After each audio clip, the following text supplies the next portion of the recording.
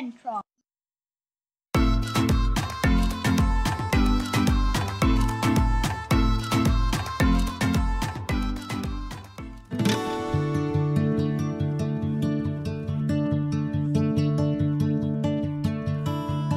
Guys, so this is our camping site. So this is, I think, an N. It's called N camping site, something like that. This is called N, right? N what? Camping site.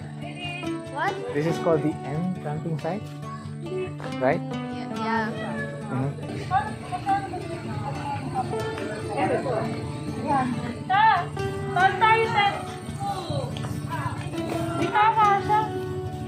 Nasa bagay pa kasi galing sa tent. Kasi pwede mag-tent, 300.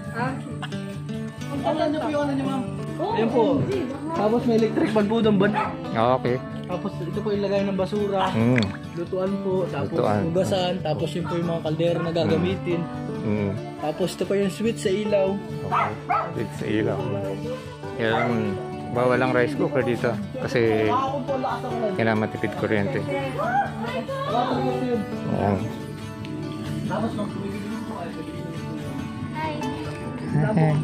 Pwede na agad tumas ko. Ha? Pwede na agad tumas ko. Sa akin po. Ay.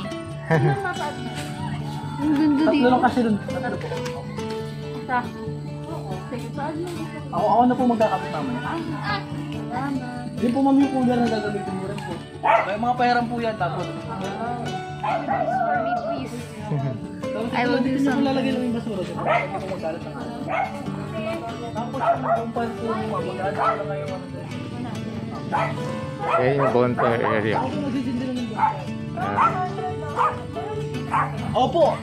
Kagabi po kasi umulan po kagabi, kaya malamig. Hey, DJ! Pwede na po kayo maligo sa ilog po. Kahit po anong oras pwede. Ayun. Huwag lang po magsigawan.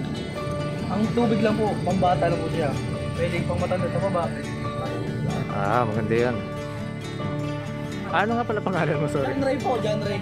John Ray, okay. Anak po ako ni Jury. Anak ni Jury. Saan ka punta? Mayana. Oo nga. Oo, mamaya na yung Mayana. Ano po yan, ma'am?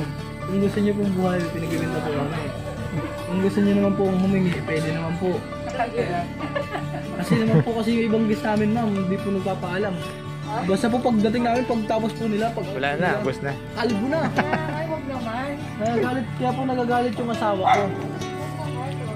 Kaya naman po. So that's the bonfire area. And that's our traditional Filipino Bahay Kubo on stilts. And this is the kitchen area. And that's the bathroom. I'm gonna show you the kitchen, the traditional Filipino kitchen. So this is the wash area. There's no running water except for these containers. We gotta save water. And this is the caldero where you can cook rice and where you can fry your fish and whatever ulam you have. So this is the kitchen. Let's go to the bathroom. Okay, bathroom. So as you can see, there are lots of Mayana plants here. Over here as well. See the bathroom. Let's open the door to the bathroom. There you go. Okay guys, let's close the door. So this is the traditional Filipino bathroom. Buhos toilet. Got 3 water containers here and 2 tabo. And that's it. Basically that's it. We got a light bulb over there. So the other side is the kitchen. And this is the lock. This is how you lock the door. Yeah, locked. Unlocked. Going out now. So guys, maraming Mayana dito. They're leggy Mayanas. But I see a few varieties that we don't have yet. Are these different backyas? Or aglonimas? I keep forgetting. I think this is a banana tree. Didi. Yes, our poodle loves to eat plants. Let me give you a close-up of the Mayana plants here. Yan, konting tour tayo habang maliwanag pa ako. Mini Mayana. Magandang cascading yan, oh. Wow. Itong isang motog. Hindi ko alam ang mga tawag sa kanila, ha.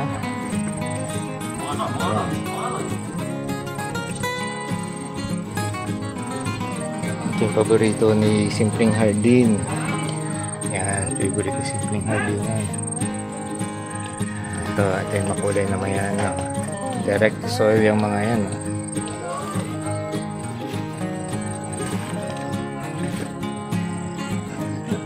Tapos yung mga vines pa dito. Hindi ko lang kung ano yung mga vines to. Magapang sila dito. Bamboo fence. Oh, I found the rare Mayana. Look at this. I think this is rare. And another view of our kitchen and toilet.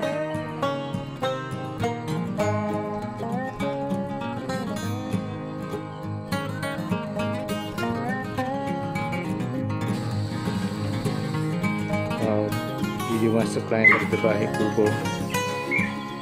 He doesn't know how to climb those steps. There's Trixie. Oh, she's starting to learn. She made it. Now it's Trixie's turn. But she's too short.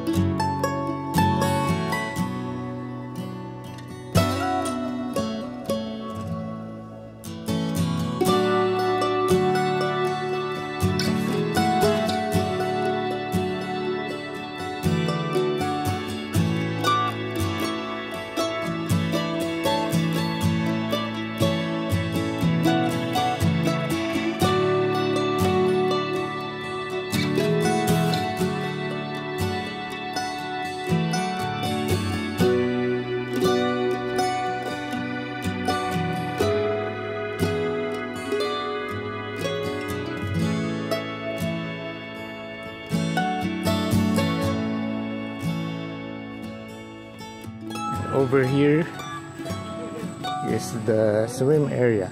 This is the river.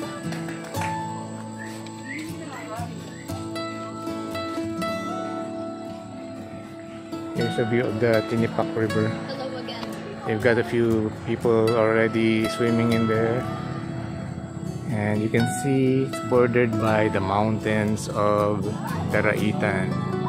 Wow, look at that. Rays of the sun going over the top of the mountain. Wow, that's so spectacular. Bird's nest plants, but I think they're withered because of the bonfires. Whenever there's a guest or guests, there will be a bonfire here and the heat will, you know, burn these plants, and that one's already burned. And it's too bad. But this one's still alive. Yan, papapicture si Pinoy Lola dito sa bonfire area. Ang ito.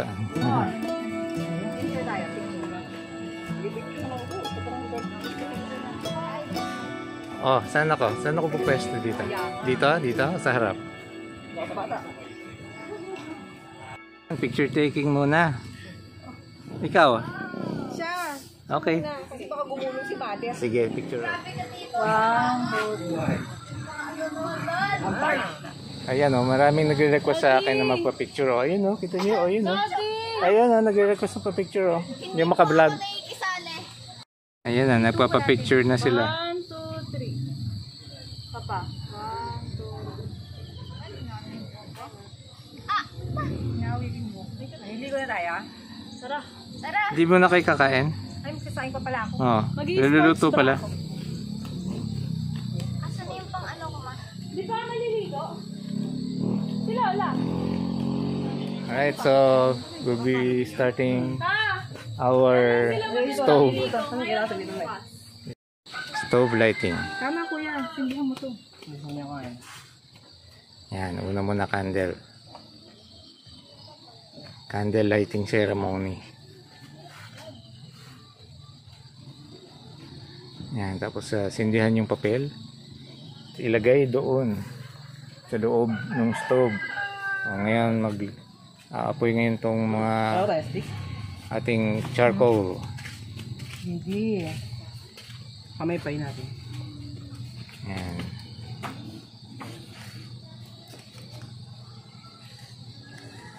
Ano lulutuin natin dito? Kanin. Kanin. Rice. So this is the traditional way to cook rice. Ito ang paglilinis ng kaldero. Oh. Ang nahanap ko nag-isip mga damit niya.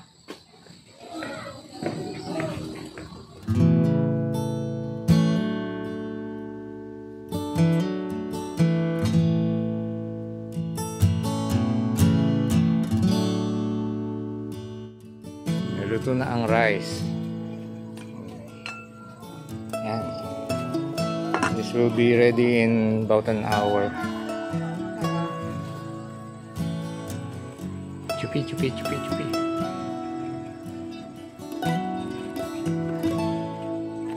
Kailangan niya maluto agad, naliligo pa ako eh. Oo nga. Ako na lang. Kawawa ka na. Ako na, maliligo ka pa. Ako din, maliligo pa ako. Shoot ko pa sa'yo. Kaya ako nga. Shoot ko pa kayo eh. Sadya ka muna, pupunta naman ako doon sa ilog. Shoot ko sila.